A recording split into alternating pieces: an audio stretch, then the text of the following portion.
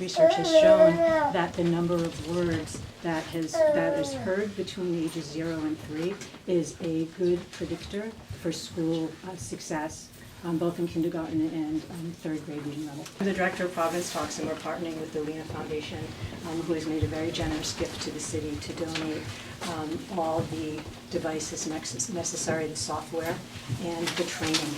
We want to make sure that we close that gap, that 30 million word gap.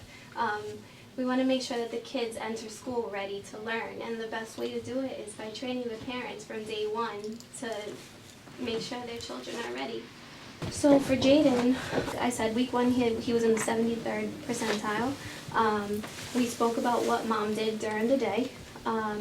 There was a lot more TV the week 1. I came back and spoke about watching less TV and having more parent-child interaction. She told me to read to him more, because that would probably help, and lessen having the TV on when we're doing the recording. And week 2, it looked like she took my advice, and it kind of looked a lot better. And she jumped up to the 93rd percentile, which was pretty amazing. So something you could do with him is try to catch his emotions in the act. When he's happy, take a picture of him happy. When he's mad, take a picture. You could make a book about emotions starring Jaden. You can start, look Jaden. Jaden, look. Look. Can we open the book? You can just start by looking at the pictures with him and describing the pictures. Hippo. Look, the 3 birds. And you can count the birds. Look, 1, 2, 3. The more you do it with him, the more he'll get used to looking through the book, which is important. And eventually when he starts school, he'll be able to sit at story time and read through a book without any problem. Yeah. So once you look through the pages, you can just describe everything you see, describe the colors, describe the count with him. So if you see more than one object, like at the bird pages, you can count. You can even take his hand and help him count with you, so he hears all that language.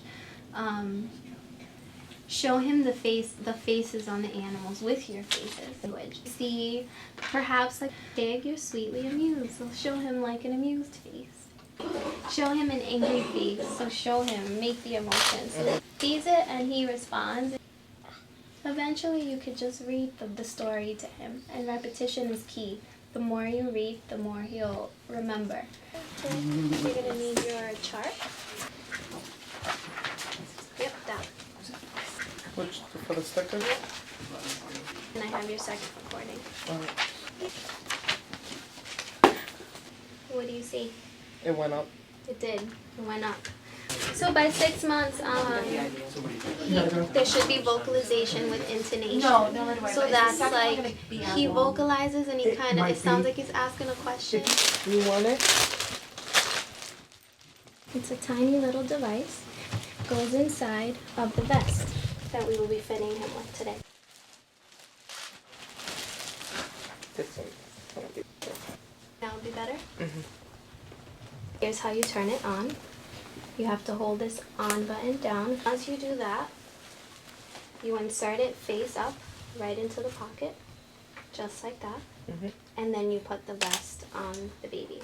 You want to make sure that he does not see you doing it, so that he's not aware that he's wearing something. Yeah. And once you're done, you can call me and I can just come pick it up and then we can upload it onto the computer.